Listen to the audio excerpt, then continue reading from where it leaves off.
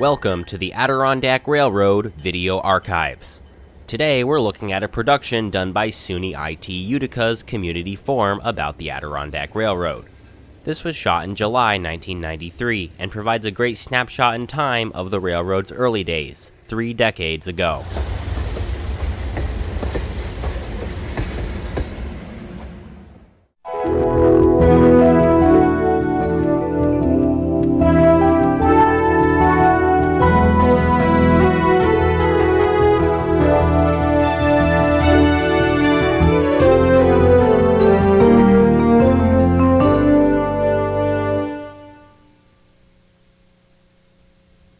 Good evening and welcome to the July edition of Community Forum. I'm Dan Schaubert. As you can see, we've left the studio behind and we're on location now near Old Forge to take a ride on the Adirondack Railroad. So stay tuned as we take a ride through the Adirondacks.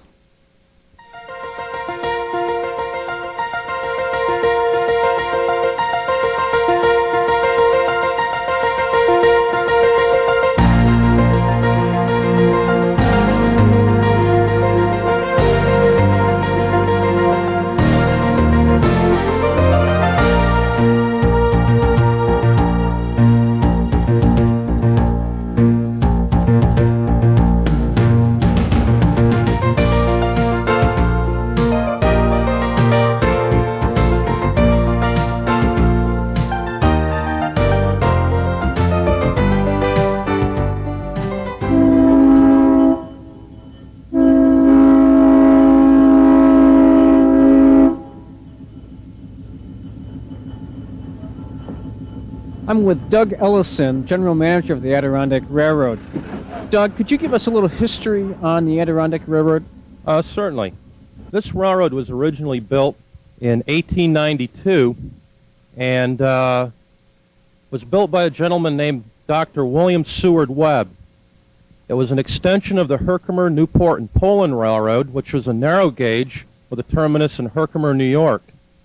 The line was extended north by Dr. Webb, completed in October of 1892, and connected Utica and Herkimer with Montreal, Quebec. Okay. What communities besides those communities did it service? This railroad was a service and lifeline for many of the smaller communities along the way, from Utica north, passing through Remsen, McKeever, there's Otter Lake, Woodgate, Tupper Lake, Lake Clear Junction. Many of the small communities up in this area, they depended on this railroad as their lifeline and communication link with the outside world. Okay, so this was a major thoroughfare for connecting all of these small communities. That's correct, both for passenger service and for freight service. And passenger service lasted here until 1965. Okay, now was it called the Adirondack Railroad or was there another line that it was named for it? Well, originally, Dr. Webb bought the Herkimer, Newport, and Poland narrow gauge, reorganized it, and it was known as the Adirondack and St. Lawrence Railroad. Upon completion, it was named the Mohawk and Malone, a nickname that it had throughout its life under the New York Central Railroad, which bought it from the Adirondack and St. Lawrence in about 1892, 1893, just after completion. Okay, so then at some point New York Central did have control over the railroad. New York Central had control of this railroad from virtually its completion in the 1890s until they went and merged with the Pennsylvania Railroad in 1968. And then Penn Central sold this property to New York State in 1974. Okay. Now, what role did Union Station in Utica play in the scheme of things? Union Station in Utica was the transportation rail hub of this whole region because trains came into Utica Union Station from points such as New York City, Boston, Albany, Syracuse, Buffalo, Chicago, and connected with trains that ran up here through the North Woods and went to Lake Placid, Malone, and Montreal, Quebec. Now, you said the service ended in the 60s. Any reason for that? In the 1960s, after the Interstate Highway Act was passed in 1956 and Road improvements were made. Route 28 and Route 30 were widened out and straightened. It just became more feasible for the average tourist and person traveling through the Adirondacks to use the highway instead of the railroad. So the railroad lost its importance as a lifeline, and with a decreased passenger traffic, the New York Central Railroad decided to terminate service rather than going on as a money-losing proposition. How many miles of rail are there through the Adirondacks? Well, this particular railroad is 118 miles long from its junction with the Mohawk, Adirondack, and Northern Railroad near Remsen, New York, and its present terminus is now in Lake Placid, New York. Tracks were torn up between Lake Clear Junction and Montreal in about 1961. Could you tell me about some of the highlights through the history of the Adirondack Railroad? Well, the highlights, of course, was its Golden Spike completion up near Twitchell Creek Bridge near Beaver River in 1892. And highlights included many of the rich industrialists came up to the Adirondacks with their private cars. Dr. Webb had a private lodge and resort and even a private station north of here for his access to Lake Lila, as did many of the other rich industrialists. So it was a route of many private cars. Golden Chariots, they were called. This was nicknamed also the route of the Golden Chariots. During the 1950s, many perishable freights ran up through here. Fruits such as bananas were landed at the Port of New York from South and Central America, and 100-car trains came up through after stopping off and switching in Utica to deliver the produce to Montreal and the Canadians. Okay. What purpose does the current railroad have? Our current operation, what we would like to do is emphasize that the railroad through the park still has a use, that it can be ecologically compatible with the environment, that it can draw people who are not avid hikers or physically fit, such as handicapped people, senior citizens, that they can come up, ride the train with minimal environmental impact, and enjoy the sights of the wilderness, the wild animals, the forests, and really take on an environmental experience at virtually no ecological impact, such as a highway that would have to be widened or straightened to accommodate more traffic more safely. How long is the current run? Our current run this year is about 9 miles round trip. We operate south from the train station at Route 28 in Thundera and cross the Moose River 4.5 miles south at the small settlement of Minnehaha. How many people ride the rail every year? This was spectacularly successful last year. Our experts estimated approximately 18,000 people may ride this, because the top tourist excursion line in New York State only handled slightly over 20,000. Our first month of operation, we had over 12,000, and by the time the year ended, passenger count was over 62,000 people. That's phenomenal. Anything that you can attribute this to? I think it's a public awareness that they can enjoy the scenery of the Adirondacks and take in a nature experience and also enjoy a very scenic train ride. Okay, that seems quite successful. What kinds of plans do you have in the future? In the future, what we hope to do with this operation is to prove that it's a viable and doable option to keep the railroad and to grow with that and eventually link Utica with Lake Placid. And we can run various excursion trains, both long and short distance, through the park and preserve the entire Remsen to Lake Placid corridor for rail use. Okay, thank you very much, Doug. Natural beauty all along the tracks, grand New York forests of the Adirondacks.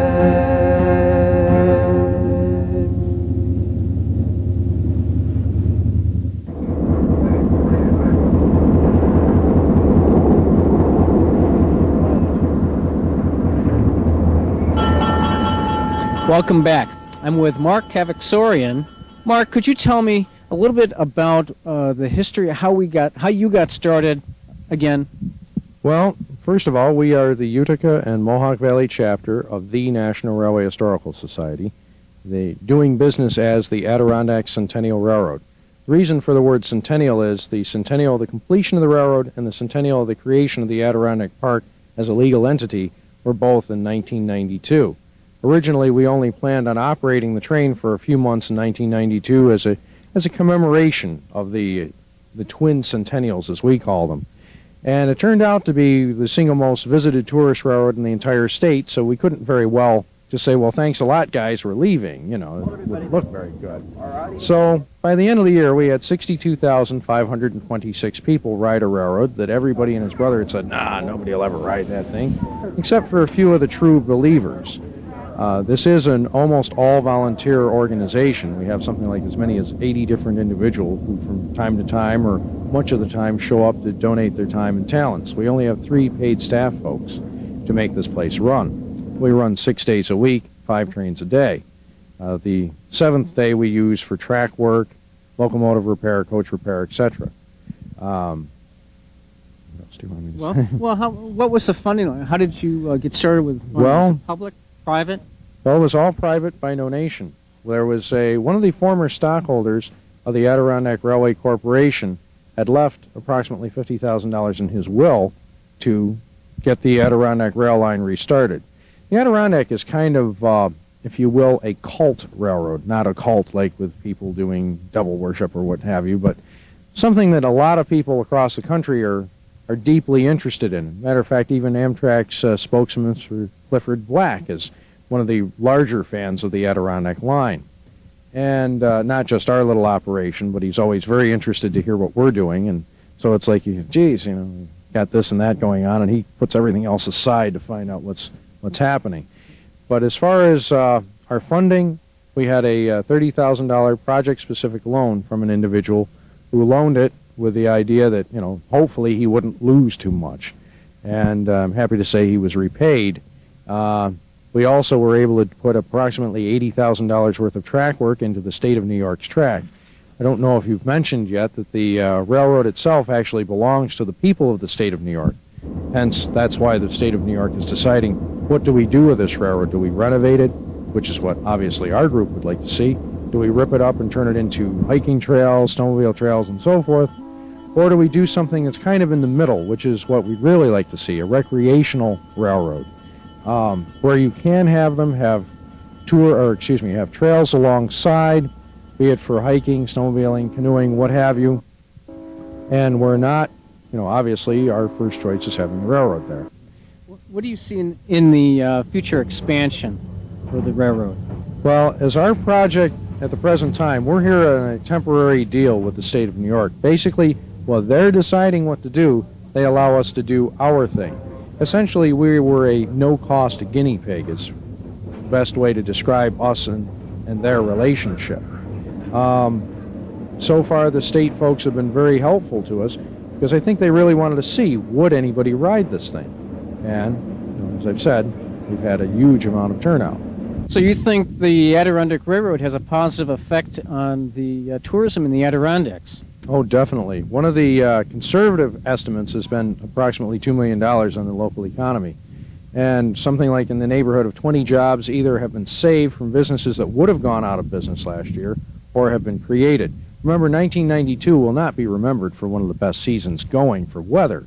For example, our neighbors to the north of here, the Enchanted Forest, had a 40% drop in business, and this thing turned out to be the single most visited tourist railroad in the state. So I think that shows how much interest there is for the train. What kind of challenges do you have for the future? Well, how long range of a future? Well, give me 5 years. Well, hopefully the outcome of all of this will be that we will have a landslide of people in 1993, which will convince the state simply through numbers of people. One of the quotes I like to give them is that last year we had over 60,000 people, real people, really paid to really ride the Adirondack Line. And what they're saying is, fine, let's see if you can do it again in 93. Say if you get 80,000 people, then we might believe you that there's something worthwhile in those there tracks. So if we can get like 80,000 people this year, or at least 65,000, what have you, something to beat last year's record, then I think that will convince a lot of skeptics that people do want this thing, that it will be an ongoing and viable operation. Okay, how about long term? Well, once you've convinced the state not to rip it up, which is the hardest part at this point in time, then you've got to find the funding to rehabilitate it. Then you've got to look to things like Mr. Clinton's economic plans and see, back in the 1980s, Mr. Carter, the last Democratic president, had a thing called the Economic Development Administration, which pumped in most of the money for track rehabilitation at that time. The time of the change of the administration from Carter to Reagan, it was still in the middle of being funded for track work to be done. That's essentially why it fell apart before, was they didn't put enough ties into the railroad, and it basically fell apart. So now, hopefully, with the Clinton administration, hopefully the state of New York will be in a little better economic shape, that they will be able to chip in some money with the feds and be able to do a halfway decent rehabilitation on this. Okay. Well, thank you very much, Mark.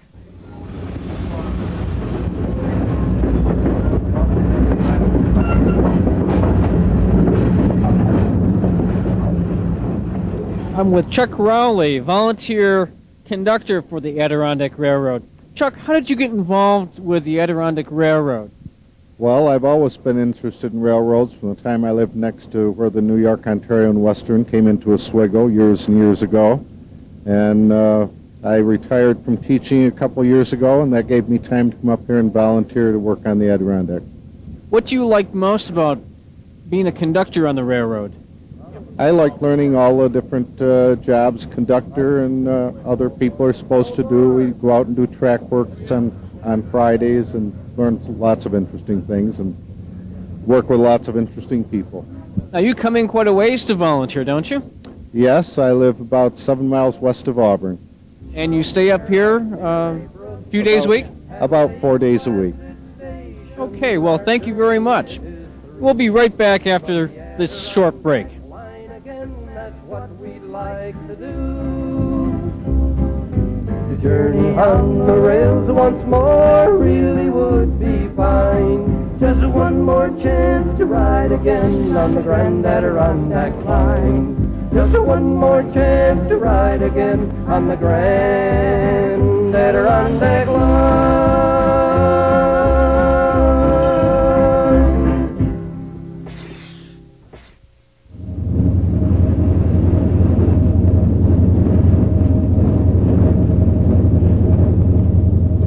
We're back now with Doug. Doug, could you tell us a little about what kind of experiences you can expect while being on the railroad? Oh, we have a very rich, rewarding, and fun experience for everybody. Young, old, handicapped, physically fit. There's something here for everybody, and we can accommodate everybody here on our train. Some of the highlights of our trip that you will see are beaver lodges, ponds with turtles, snapping turtles, painted turtles, various forms of bird life, wildlife of all sorts. We've seen bear this year, a mother and her 2 cubs. We've seen many deer, porcupines, and numerous other animals. Also, there's much foliage and trees to look at. Lots of wildflowers this year. Real spectacular views of the Moose River as we cross the middle branch of the Moose on our railroad trestle. I'm running out of things to say. Well, how about the handicap? You mentioned before that handicapped and senior citizens would have easier access. Could you describe that a little bit, what process you go through? Can people with wheelchairs get on? We are fully accessible to all handicapped people, both at the station, museum, gift shop, and on the train. We have handicap accessible ramps to enter the station, and we have a wheelchair lift for handicapped people to get up onto the train if they so need it. And we actively promote this because we feel it's important that the handicapped senior citizens can enjoy this Adirondack Park as well as the avid hikers and naturalists do. Okay, so someone who normally would be required to stay near or on the main thoroughfares would have a glimpse at what hikers would have. That's correct. It's a much different view of the park in the wilderness than you would get traveling the highways, even the back roads in this area. Okay. Well, thank you very much, Doug. Okay, you're welcome.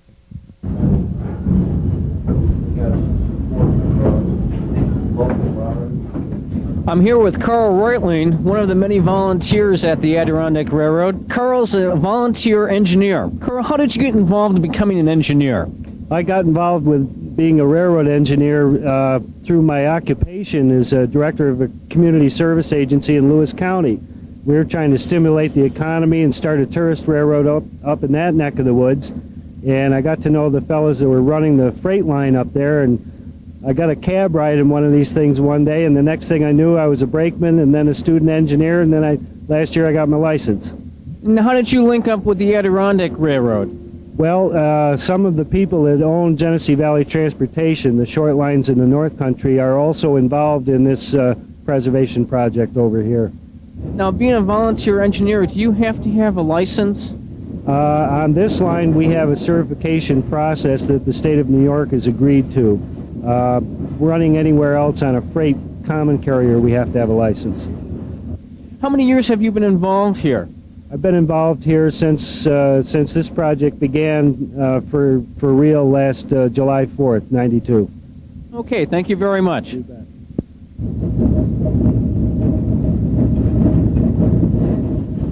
Doug, when do the trains run? Trains operate daily except Friday, and the first train out is in the morning at 10 a.m., and we have a train every hour and a half thereafter until the last train at 4 p.m. Okay, what about in the fall? Are there special trains for the fall foliage? There are no special trains for fall foliage, but we continue our daily except Friday service through the end of October.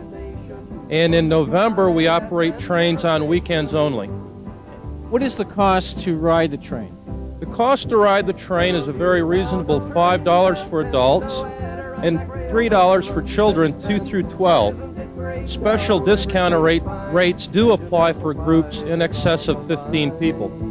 Okay, what telephone number would someone call for more information? For more information, please call us at the station at Thundera at area code 315-369-6290. Okay, thank you very much, Doug. Okay. That wraps up this edition of Community Forum. I'd like to thank everyone who helped us here at the Adirondack Railroad. Thank you for watching. Good night. That first trip was done. Engine number 5 had completed her run. All at Thundera were filled with elation. The Centennial train rode into the station. 12 years now, no trains have been, no Adirondack rails have been run since then. But isn't it great now? Everything's fine. Engine Alpha 5 is on the line. Running from Thundera with her passenger load, Adirondack Centennial Railroad.